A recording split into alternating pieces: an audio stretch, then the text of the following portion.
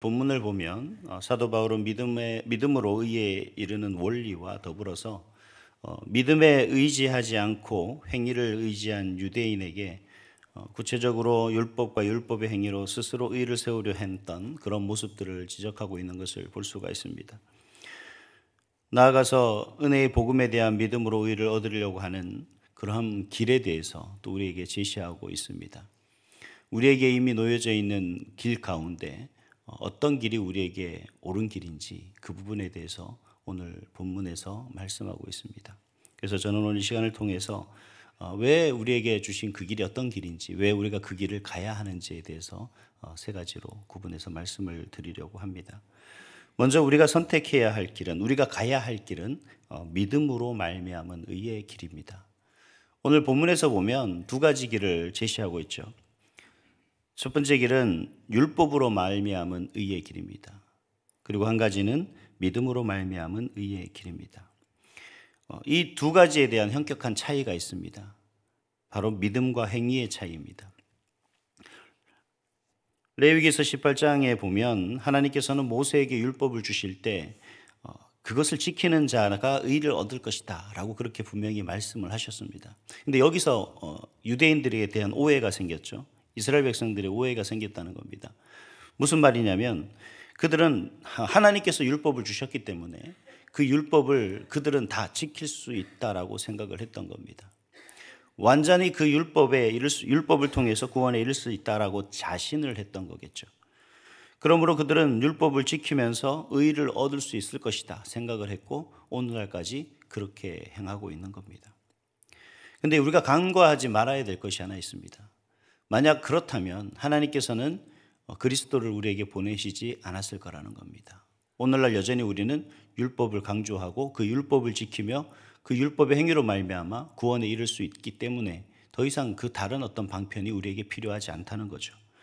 하지만 하나님은 하나님의 의의 표준이 율법으로 말미암아 존재할 수 없다는 사실을 알기 때문에 예수 그리스도로 말미암아 우리에게 새로운 길, 은혜의 길을, 구원의 길을 허락하셨다라는 사실입니다.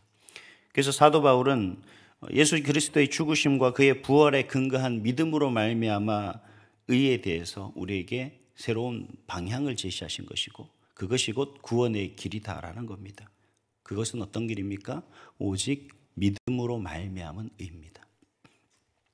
믿음으로 말미암은 의는 하늘에 올라가 그리스도의 부활하심을 확인하거나 음부에 내려가서 그의 죽으심을 확인하는 것으로 가질 수 있는 것이다 라고 그렇게 사도 바울은 오늘 본문에서 이야기하고 있는 것입니다. 그래서 이 그리스도는 율법이 요구하는 의, 그리고 죽음의 요구, 율법의 예언, 이 모든 것들을 다 충족할 수 있는 그러한 것이다 라고 분명하게 우리에게 말씀하고 있는 거죠. 그래서 그리스도와 연합된 성도들은 더 이상 율법 아래에 있지 않다. 이제 다시는 율법에 의해서 정죄받게 되지도 않는다라고 그렇게 말씀하고 있습니다. 그러니 오늘날 우리에게 허락하신 믿음의 주인 그 그리스도만 바라고 믿고 나아가는 우리에게 이르는 구원의 그 길, 그 하나님의 은혜에 우리가 어떤 모습으로 살아가야 하는지에 대해서 다시 한번 생각해 보게 하는 그런 말씀인 것 같습니다. 주님의 제자로 살아가는 우리가 주님을 닮아가고 그 주님을 믿음으로 말미암아 그 주님을 선포할 때 진정한 우리는 믿음으로 말미암은 의의 길로 걸어가는 그런 삶의 모습인 줄 믿습니다. 오늘 우리 한날도 바로 그와 같은 믿음의 길로 걸어가는 그런 참된 믿음의 사람이 다 될 수 있기를 소망합니다. 왜 사도 바울은 이와 같은 길을 우리에게 제시하고 있을까요? 다름 아니라 구원에 이르는 믿음이기 때문에 그렇습니다. 기독교의 진리는 예수 그리스도를 믿는 일입니다. 사죄의 문제, 구원의 문제, 영생의 문제, 천국의 문제, 이 모든 것들은 오직 믿음으로 해결되는 그러한 것입니다. 믿음 없이는 해결될 수가 없습니다. 그래서 예수 그리스도를 믿는다라고 할 때 그 믿음이란 바로 다름 아니라 오늘 사도 바울도 간략하게 이야기를 하고 있습니다만 뭐라고 말씀하고 있습니까? 9절 말씀입니다. 내가 만일 내 입으로 예수를 주로 시인하며 또 하나님께서 그를 죽은 자 가운데 살리신 것을 내 마음에 믿으면 구원을 받으리라 라고 그렇게 말씀하고 계신 것을 볼 수가 있습니다. 여기서 우리에게 특별히 주는 그 단어들이 있습니다. 첫 번째는 시인입니다. 우리는 입으로 시인할 수 있는 믿음이 있어야 된다라는 거죠. 이 시인한다라는 것은 여러 가지 의미가 있겠습니다만 다름 아니라 그리스도가 주 되신다는 사실, 그 진실한 고백이 바로 우리가 시인하는 것이겠습니다. 근데 이 시인은 어디에서 비롯되어지느냐? 바로 마음의 믿음에서 비롯되어진다라는 겁니다. 왜냐하면 그렇지 않으면 진실성이 없게 되는 거죠. 즉 믿음의 원인, 시인의 원인이 어디에서 비롯되어지냐? 그 마음에 담겨 있는 믿음에서부터 비롯되어지는 거죠. 우리가 왜 사람의 말하는 것을 의심하게 됩니까? 과연 그 말이 믿음에서부터, 마음에서부터 우러나오는 진실인지, 아니면 마음과 생각 없이 그저 잠시만의 그 순간을 모면하기 위한 거짓인지 우리가 구분할 수 없기 때문이다라는 겁니다. 근데 하나님은 아시는 분이시죠. 하나님의 우리의 시인이 어떤 것인지 너무나 잘 알고 있기에 바로 우리의 마음에서 비롯되어지는 그러한 고백들을 하나님은 기쁘시게 여기신다는 거죠. 그래서 우리에게 무엇을 요구하고 있냐? 그 마음에서부터 비롯되어진 그러한 고백을 우리에게 말하고 있는 것입니다. 발생의 원인이나 근원은 사실 하나님의 말씀에 있지만 그 말씀이 심겨져서 믿음을 소유하게 되는 것은 다름 아니라 바로 우리의 마음이고, 그리고 그 마음에 심겨진 그 믿음은 바로 그 입술에서 부인할 수가 없게 된다라는 겁니다. 저도 어렸을 때 그런 경험이 많습니다. 예수를 믿으세요라고 하는데 또 전도를 하러 나가고 하면 처음에는 그냥 다른 사람이 하는 모습을 보고 하는 말을 저도 외워서 예수 믿으세요. 예수 믿으면 천국 갑니다. 예수님이 우리의 구원입니다. 그 길 아니고서는 다른 길이 없습니다. 이렇게 같이 하면서 전도하면서 어느 교회에서 나왔습니다. 교회 나오세요. 하나님의 말씀을 배우세요. 이렇게 여러 가지 말로서 그렇게 전도했던 적이 있습니다. 근데 진작 제 마음에는 왜 이런 말을 해야 되는지에 대한 진정한 원인, 즉 근원이 없게 되는 거죠. 이 마음속에 그 믿음이 분명하게 심겨져 있지 않기 때문에 그렇습니다. 근데 어느 순간 그 예수님이 진정한 나의 구세주가 되신다는 사실에 이 마음판에 새겨진 이후에 우리의 입술로 통해서 전해지는 그 증거는 안타까움을 통한 호소가 되는 겁니다. 왜 내가 예수를 시인하고 있는지, 왜 내가 다른 사람에게 이 예수를 고백하게 해야 하는지, 믿게 해야 되는지에 대한 분명한 마음이 우러나게 된다는 겁니다. 그래서 오늘 사도는 이 시인이라는 말을 오늘 우리에게 여러 가지 의미로 주고 있는데, 첫 번째는 앞에서 말씀드린 것 같이 우리의 시인은 예수가 우리의 구주 되신다는 시인은 신앙의 고백이지만 더 한편으로 나아가서는 선포입니다.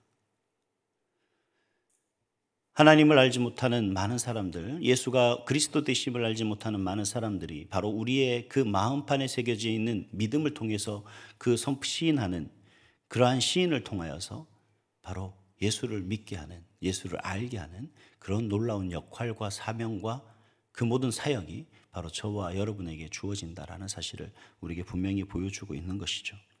바로 사도 바울이 왜 이러한 믿음을 우리에게 전파하고 있고 왜 그 믿음을 우리에게 가르치고 있느냐? 바로 그 믿음은 구원에 이르는 것이기 때문에 그렇습니다. 그렇기 때문에 다른 어떤 것이 아니라 본인의 많은 어려움과 죽음의 위기 속에서도, 그 많은 역경과 환난 속에서도 그 고백을, 그 선포를 포기할 수가 없었던 거죠. 과거 우리 믿음의 조상들이 가지고 있었던 그 믿음은 일제의 총칼 앞에서도, 그리고 남북전쟁의 북한군의 그 총칼 앞에서도 결코 부정할 수 없었던 것이 있습니다. 바로 그 마음으로 믿어 입으로 시인했던 예수가 그리스도 되심의 복음입니다. 그리고 그 복음이 오늘날까지 우리에게 지켜져 오고 있고, 우리는 그러한 복음을 우리는 오늘도 하나님의 은혜 가운데 영위하고 있으며 앞으로 나아가 우리의 입술을 통해서 선포되어져야 될 그러한 귀중한 복음이라고 믿습니다. 그래서 저와 여러분들이 행해야 될 것은 바로 이런 마음으로 믿어 입으로 시인할 수 있는 그러한 삶이 바로 저와 여러분의 현실 속에서 실제가 되어야 하는 줄 믿습니다.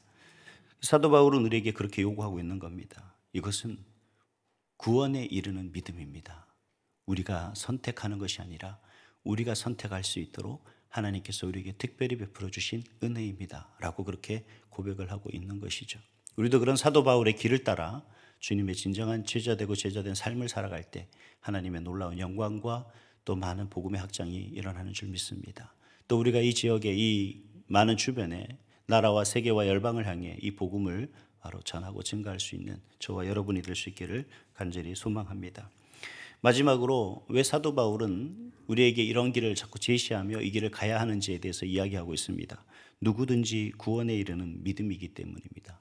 사도 바울은 강조하는 것이 있죠. 누구든지입니다. 하나님의 구원의 은혜는 지극히 보편성을 띠고 있는데 오늘 본문에 보니까 유대인이나 헬라인이나 차별이 없다라고 그렇게 말씀하고 있는 것을 볼 수가 있습니다.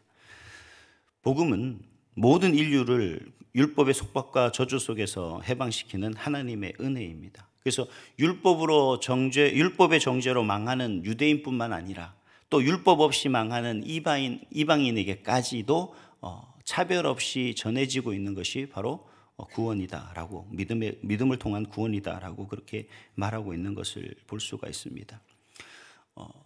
예수 그리스도를 믿는 사람은 저는 그렇게 생각합니다.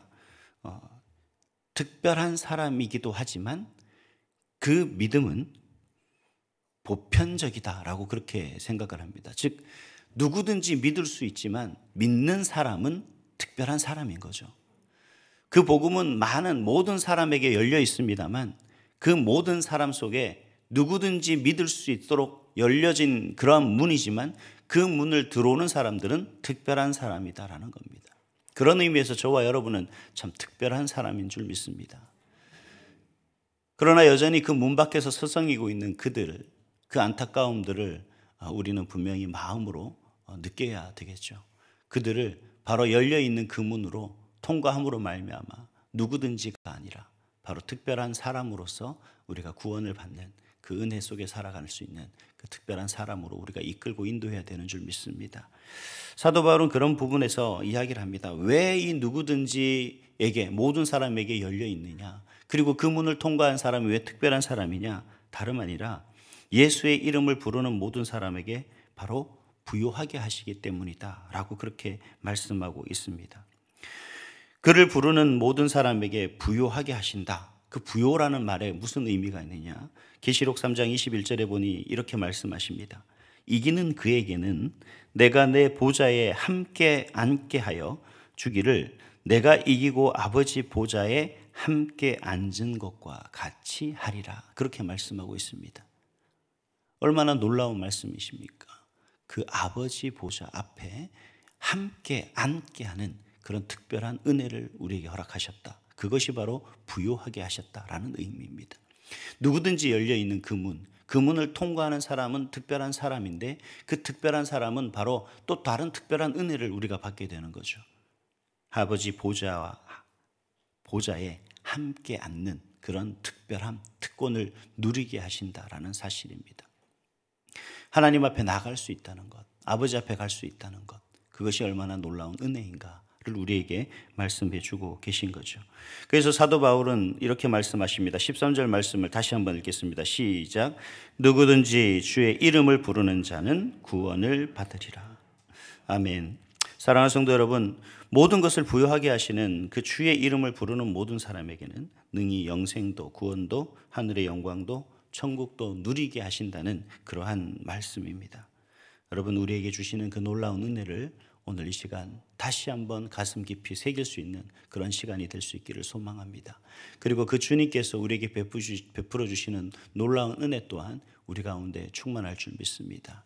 여전히 주님은 우리의 구세주 되시고 대신해서 보내신 우리 성령님께서는 여전히 우리와 함께 하시며 우리의 많은 어려움 가운데서 그분을 붙들고 예수의 이름으로 하나님 앞에 구할 때 그 모든 것들이 다 응답받는 역사가 있는 줄 믿습니다.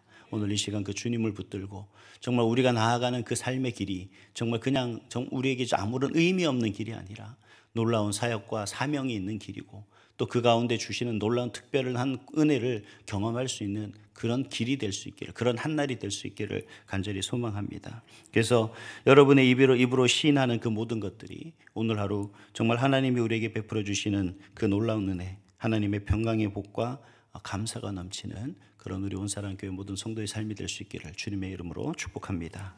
우리 함께 기도하겠습니다.